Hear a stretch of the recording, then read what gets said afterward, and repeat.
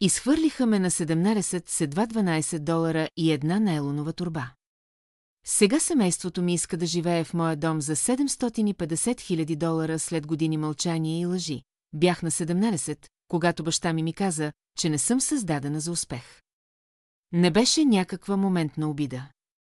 Каза го спокойно, сякаш ми правеше услуга. Сякаш колкото по-бързо приема мястото си семейството, толкова полезно ще бъде за всички ни. Ти си излишната. Каза той, без дори да погледне от вестника си. Брат ти е наследникът. Ти си просто излишна. Мисля, че този момент издълба нещо в мен. Докато растях, винаги се чувствах като второстепенен герой в нечия друга история. Брат ми Нейтън беше златното дете, звездният спортист, отличникът, любимецът на семейството. Той имаше стая с изглед към езерото, чисто нова кола на 16 и баща, който му казваше шампион. Дори когато се проваляше, аз бях тази, която получаваше дрехи втора ръка, подозрителни погледи и лекции за това, че съществувам твърде шумно. В началото мислех, че проблемът е в мен. Стараех се повече, започнах работа на 15, поддържах стабилни оценки, дори започнах да помагам на Нейтън по математика, когато започна да изостава. Но нищо не се промени. Майка ми ме наричаше мързелива. Когато спях в неделя, дори след като се прибирах от смяна в закусвалнята късно през нощта. Баща ми твърдеше, че нямам амбиции, когато споделих, че искам да уча в кулинарно училище, вместо да вляза в колеж, а Нейтън. Той просто се усмихваше, докато ме разкъсваха с думи, сякаш безмълвно се наслаждаваше на всяка рана. Нещата се влошиха лятото преди последната ми година в гимназията. Нейтън катастрофира с колата си след парти, напълно я разби, докато караше пиян. Аз бях тази, която го намери плачещ в гаража, с кръв по челото, молейки ме да не казвам на мама и татко. Не казах. Поех вината. Казах им, че съм взела колата без да питам, че съм се паникосала и съм избягала. Мислех, че може би това ще ми спечели малко уважение. Че ще видят, че съм способна на лоялност, че мога да защитавам семейството. Вместо това ми изхвърлиха. Баща ми дори не повиши тон. Просто посочи вратата и каза, събери си нещата. Достатъчно си ни изложила, онази нощ спах на автобусна спирка 2 преки по-надолу. На следващата сутрин се върнах да взема ученическата си раница от верандата, само за да намеря нейлонова торба с дрехите ми и бележка, на която пишеше, от тук нататък си сама. Научи нещо от това. Никой не ме потърси. Нито веднъж. Майка ми казвала на хората в църквата, че съм избрала улицата, защото съм била бунтовна. 2 седмици по-късно Нейтън отида на почивка във Флорида, качвайки снимки от плажа, сякаш нищо не се случило. Аз оцелявах, работех двойни смени в денонощен магазин, спях в склада върху кашони, когато управителят не гледаше. Но знаеш ли кое беше най-лошото? Мълчанието. Нямаше рождени дни, нямаше коледни картички, нямаше как си. Все едно никога не съм съществувала, и така 3 години. Едва след като завърших колеж за 2 години със специалност бизнес, след като се преместих 3 града по-далеч и започнах малък маркетинг бизнес с библиотечен Wi-Fi, почувствах, че може би, съвсем малко, съм свободна от тях. Докато един ден миналия месец не получих съобщение от майка ми само един ред. Това твоето лице ли е на билборда край шосе 9? Да, моето беше. Търговската камара ме беше поставила като млад предприемач, след като помогнах на няколко местни магазина да утроят онлайн продажбите си по време на пандемията. Не беше кой знае какво в голямата картина, но за мен означаваше всичко. Доказателство, че не съм излишната. Че съм повече от сянка. 2 часа по-късно баща ми се обади. Не отговорих. После дойдоха гласовите съобщения от Нейтън. От роднини, с които не бях говорила от години. Всички изведнъж топли, изведнъж подкрекещи, изведнъж любопитни как съм. Не отговорих. Не още. Знаех. Просто знаех, че не са се променили. Че се обаждат само защото видяха, че имам нещо, което те искат. И, разбира се, на следващия ден майка ми се обади пак. Този път остави съобщение. Минаваме през труден период, Нейтън и жена му може да изгубят жилището си. Чудехме се дали все още имаш онази свободна стая, която споменаваше. И смях се на глас. Защото тази свободна стая не съществуваше. Аз купих цялата къща. И я купих в брой. Не отговорих на гласовото съобщение на майка ми. Нито същия ден, нито на следващия. Дори когато леля Дженис ми писа във Фейсбук, знаеш ли, ще означава много за семейството, ако сега поемеш отговорност, да поема отговорност. Почти се задавих от смях с кафето си. Къде бяха всичките, когато спях на автобусна спирка, Лелю Джан? Забавно е как хората обичат да използват думата семейство като карта излез от затвора без наказание. Сякаш кръвта изтрива всичко, което са направили или не са направили. Не ги блокирах. Не публикувах яростни постове. Просто запазих мълчание. Но очевидно това не беше достатъчно. Следващата седмица се прибрах от среща с клиент и видях позната кола, паркирана отсреща пред дома ми. Сребрист Ханда Сивик, същата, която родителите ми караха. Гледаха поне 5 минути, преди дори да завия в алеята. Нямаше съмнение. И, разбира се, на верандата, с кутия тъперуер, пълна, както предполагах, с бананов хляб, пропит с вина, стоеше майка ми. Тя стана, щом излязох от колата. О, Боже! Изглеждаш толкова добре, каза тя, протягайки ръце. Не я прегърнах. Просто я гледах като непозната. Защото това беше непозната, мамо, казах тихо. Защо си тук? Имаше нахалството да се усмихне, сякаш това беше обикновено случайно посещение. Исках да те видя. Отдавна не сме се виждали. Помислих си, че може би ще поговорим, ще наваксаме. Аз се облегнах на рамката на вратата и не мръднах. Добре ли е, Нейтън? Попитах, по лицето и пробяга сянка. И ето го истинската причина. Не любов. Не съжаление. Дори не половинчати извинения. Той и Алис загубиха апартамента си, каза. Изостанаха с наема. Бебето е на път и просто им трябва място за малко, докато стъкят отново на крака. Баща ти мислеше, че може би всички можем да останем тук за няколко месеца. Почти се изсвях. Вие ми изхвърлихте с една найлонова торба и бележка, казах бавно. Молех ви да ми слушате, а вие ми казахте да науча нещо от това. И сега искате да жертвам спокойствието си, дома си, заради сина, за когото ми изхвърлихте. Тя премигна, сякаш я бях ударила. Тогава беше сложно. Просто правехме това, което мислехме за правилно. Днес прекъснах я, правехте това, което беше полезно. Вярвахте на всяка дума на Нейтън, защото така беше удобно. Без значение, че това разрушаваше мен. Настъпи мълчание. За пръв път видях нещо като срам в очите й. После отбранителност. Не знаехме как ще се развият нещата. Очевидно ти си се справила добре, значи може би не беше толкова лошо в крайна сметка. Точно това. Те ми изоставиха, а сега искаха заслуга за това. Няма да влизате вътре, казах твърдо. И можеш да кажеш на татко и на Нейтън и на всички останали, че тази къща няма свободна стая. Тя отвори уста, вероятно за да моли или да ме манипулира чрез вина, но аз вече въртях дръжката на вратата. И тогава тя каза, ти си егоистка. Спрях. Обърнах се, погледнаха право в очите и се усмихнах. Не, мамо. Просто приключих с това да бъда полезна на хора, които си спомнят, че съществувам. Само когато имат нужда от нещо. И затворих вратата. Тя повече не почука. Онази нощ лежах будна, мислейки за всичко. Тежестта на случилото се.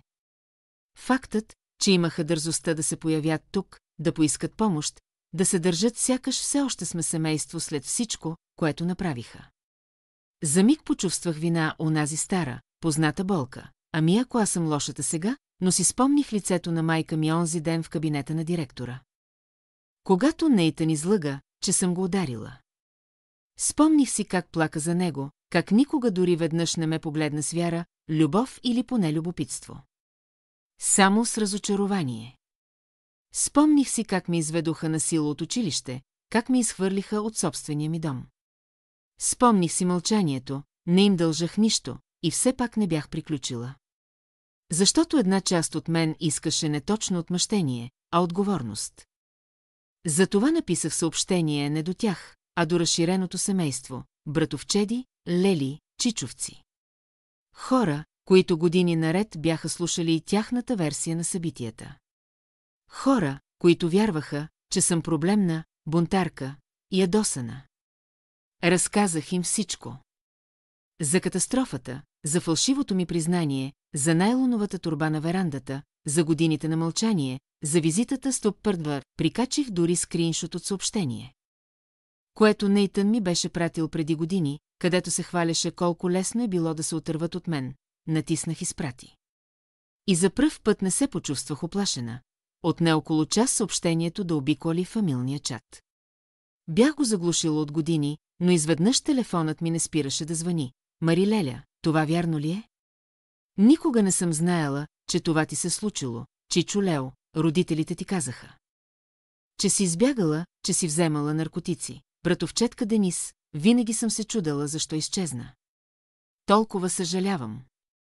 Това съобщение от Нейтън е отвратително. Съобщение след съобщение се изсипваше съчувствие, шок, вина. Някои бяха неловки и неуверени онзи тип извинения, които звучат повече като облегчение за тях, отколкото утеха за мен. Но не ме интересуваше. Не го бях написала за съжаление. Бях го написала за истината, а после получих съобщение от човек, от когото най-малко очаквах Алис, жена на Нейтън. Толкова съжалявам. Нямах представа.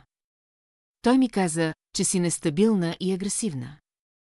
Че баба ти те е прибрала, след като си нападнала майка си. Чувствам се зле. Сторях дълго, взирайки се съобщението, без да знам как да отговоря. После тя писа отново, снощи го напуснах. Дъхът ми секна. Оказа се, че тя прочела имейла ми на глас пред Нейтън. Той първо се изсмял, после станал отбранителен, после ядосан. Грабнал телефона и опитал да изтрие съобщението, крещял, че била наивна. Алис, бременна в 7-я месец и окончателно изморена да бъде газлайтвана, си събрала багажа и отишла при сестра си. Тя каза, съобщението ти счупи нещо в мен. Видях модела.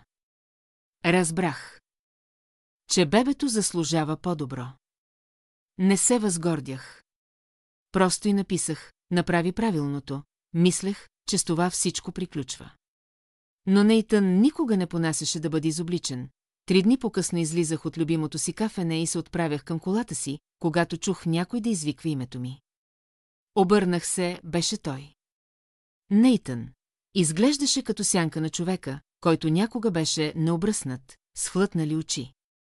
Облечен в същото яке от гимназията, сякаш още се вкопчваше времето, когато за последно е бил важен за някого. Мислиш, че си по-добра от мен, така ли? И съска. Не отговорих. Той се приближи твърде близо. Винаги си играела жертвата. Дори сега. Какво? Искаш всички да съжаляват за теб? Мислиш ли, че някой го е грижа за сълзливата ти история, миришеше на ефтино бира. Ти излъга, казах тихо и спокойно. Той се изсмя горчиво, остро. Да, и какво от това? Ти оцеля, нали? Имаш голямата си къща и малкия си билборд, така че млъкни. Толкова много неща исках да му кажа. Исках да изкреща. Да изредя всяка нощ, в която съм плакала сама. Всеки рожден ден, който съм прекарала в самота. Всеки път, когато съм се съмнявала в собствената си стойност заради него. Но не го направих. Защото знаех, че той иска сцена, затова просто го подминах, отворих вратата на колата и казах само едно – ти излъга. Аз успях. И сега ти трябва да живееш с това, оставих го да стои на паркинга, същата вечер вечерях с баба. Тя беше единствената, която никога не поиска доказателства. Разказах и всичко за имейла, за съобщенията, дори за срещата с Нейтън. Тя слушаше мълчаливо, с кръстени ръце в скута. Само кимаше от време на време. Когато свърших, тя протегна ръка и хвана моята. Справи се добре, каза. това беше всичко, от което имах нужда. Седмица по-късно получих препоръчано писмо от адвоката на родителите ми. Явно обмисляли дело за клевета заради имейла, който бях изпратила. И смях се на глас. Моят адвокат, да, най-накрая нех свой, ми каза да не се притеснявам. Исковете им били празни заплахи. Самото приложено доказателство, особено писменото признание на Нейтън, щяло да ги смачка в съда. Повече не чух нищо от адвоката им. Отново замлъкнаха.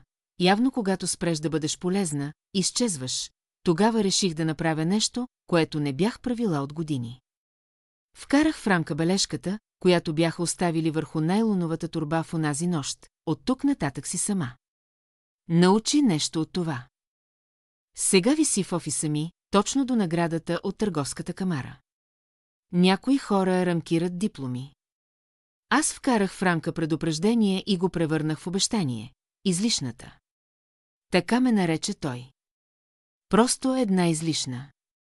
Призрак на семейните снимки. Празен стол на вечерите. Име, което се произнасяше само след какво не е наред с нея, но искаш ли да знаеш най-жестоката част да бъдеш излишната? Че резервните части се рециклират. И точно това се опитаха да направят с мен, да ме рециклират. Всичко започна отново, този път с почукване. Не гласово съобщение, не текст, не кола, паркирана отсреща. Почукване на вратата малко след здрач. Почти не исках да отворя, но нещо в мен настоя да го направя. Когато отворих, не видях баща си такъв, какъвто го помнех. Видях човек, който се свиваше в собственото си тяло. Нямаше го грубият глас. Нямаше превъзходството.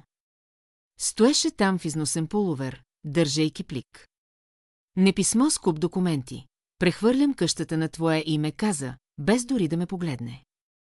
Баба ти каза, че ти си я заслужила повече от всички нас. Баба ми. Тогава разбрах, че нещо не е наред. Болна е, добави той, най-сетне срещайки погледа ми. Без предговори, без манипулации, просто факт. Рак. 4 стадии. Седнахме мълчаливо на верандата. Същата веранда, където преди майка ми молеше за свободна стая, не искаше да ти кажем, спромълви той. Каза, че ще те разсея от работата. Каза, че е горда, горда. Тази дума ме удари по-силно от всичко друго. Погледнах градината, която бяхме засадили заедно миналата пролет, лавандула, розмарин и невени. Наричаше живата си молитва. Дори още виждах избелелите ръкавици, които беше забравила на оградата миналата седмица. Преглътнах гнев си. Това вече не беше за тях. Беше за нея. 3 седмици по-късно тя почина у дома. В моя дом. Същия, за който някога казаха, че не го заслужавам. Държах ръката й, докато дишането й се забавяше. Не се страхуваше. Само каза, обещай ми, че всяка пролет ще засаждаш нещо ново. Така се започва от начало, и тогава си отиде. Но преди това ми остави последен дар. Намерих го в малка дървена кутия под леглото и запечатана с писмо. Почеркът и наклонен, подреден, несъмнен. За внучката, която никога не видяха. Вътре имаше купчина стари дневници, пожълтели листове, бележки от времето, когато бях на 9, на 11, на 14. Възрасти, които се бях опитвала да забравя. Тя беше записала всичко. Пропуснатите ми рождени дни. Синините. Лъжите. Как Нейтън инсценираше обвиненията. Как майка ми ме наричаше грешка, мислейки, че никой не я чува. Доказателство. Тя беше документирала всичко, а на дъното нотариално заверен акт за прехвърляне на нейния дом. Вече подписан. Тя ме беше направила единствен наследник. Не заплаках. Не защото не бях съсипана, а защото последното й действие не беше тъга. Беше справедливост. Тя беше пренаписала нашето наследство. Погребението беше малко. Така исках, без отворена покана, без семейен цирк, само имена на хора, които знаех, че ще останат неподвижни в тишината и няма да се опитат да пренапишат историята. но, разбира се, те дойдоха. Нейтън. Майка ми, облечена в черно, сякаш това можеше да скрие всичко. Стояха в края на тълпата, чакащи момент да се вмъкнат. След последната молитва майка ми се приближи. Не плачеше. Просто се огледа градината, къщата, общността от приятели и колеги, които бяха до мен. Хора, които избраха мен. Вярно ли е? Попита. Тя наистина ли остави всичко на теб? Погледнаха в очите и казах единственото, което винаги ми отричала. Да, тази нощ оставиха писмо на прага ми. Печатано, формално, стерилно. Искане за временно настаняване, за възстановяване и преход. Искаха да живеят в къщата. Нейната къща. Същата, която бяха изоставили, когато тя ме прибра. Седях дълго, после им написах отговор. Уважаеми господин и госпожа Търнър, благодарим ви за интереса да отседнете в жилището на 49 Мейпълвуд Лейн. За момента всички стаи са заети от мир, тишина, достоинство и дългоочаквания аромат на лавандула. Поради това не можем да настаним гости, които са изоставили тези ценности в миналото. Дано намерите подслон в структури, изградени от собствените ви избори. С уважение и без повече отчаяние. Публикувах писмото. Стана вирусно. За пръв път разказах собствената си история. Без редакции, без срам, без отмъщение, просто чистата истина. Хората споделяха, коментираха, пишеха ми. Не заради драмата, а заради облегчението. Защото не бях сама. Толкова много от нас са излишните, които всъщност са целият двигател. Днес минах през градината на баба и посадих нещо ново, както и обещах. Бяла роза. Нарекоха прераждане, и този път историята не завършва с изгнание или гняв. Завършва с корени. Защото аз не съм излишна. Аз съм семето, което оцеля.